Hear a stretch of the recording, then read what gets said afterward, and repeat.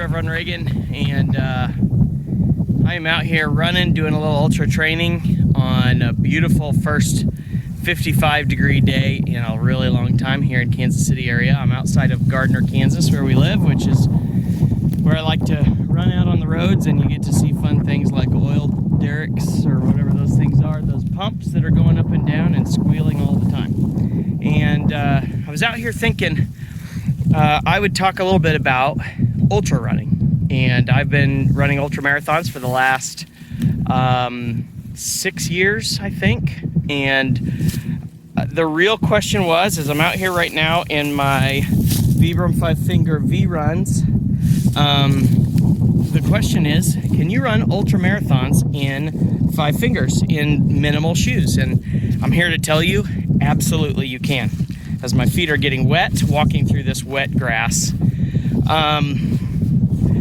Yeah, you can run ultras in Vibrams. When I first started, I signed up for 100K and decided I'm gonna run this gravel road 100K, the Booneville Backroads Ultra, outside of Des Moines, Iowa, and it is my favorite race so far, and I've done it several times. I encourage you to check it out. Shout out to Brad Danes, the current Booneville race director. But I signed up, and then I went and I bought some Merrell zero drop shoes just in case, because I wasn't sure, can I run 100K on gravel roads in Vibrams? And I better have something just in case. Well, after I signed up for that race, I ended up deciding to do a trail 50K as a warm-up about a month before. So that actually was my first ultra. And that Hawkeye 50K up in Solon, Iowa, I ran in Vibrams as well. Had no trouble and thought, I think this is gonna work. So here's what you need to know.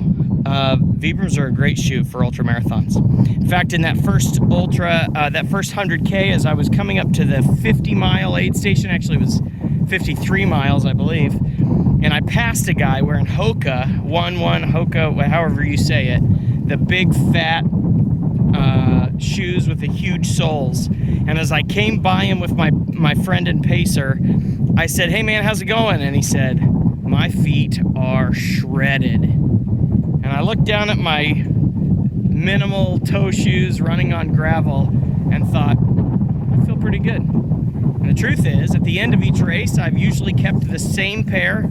I apologize for the wind. It is a crazy windy day out here. But I usually never change my Vibrams, even in a 100-mile race.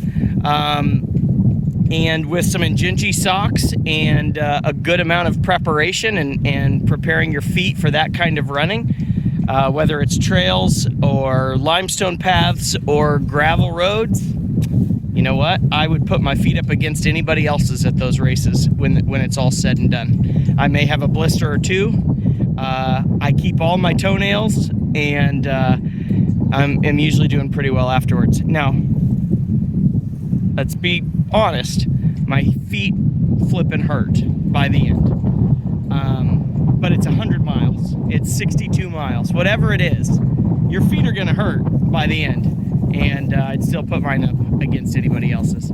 So, my next video is gonna talk about trail shoes specifically, what shoes I wear on those gravel or trail ultra marathons. And there's several that I've used and that have been great, and we'll get into those in the next video. But if you're thinking about doing a trail or an ultra marathon, you're not sure if you can get away with wearing your 5 fingers, I'm here to tell you, no problem. Put them on, lace them up, take off. All right, later.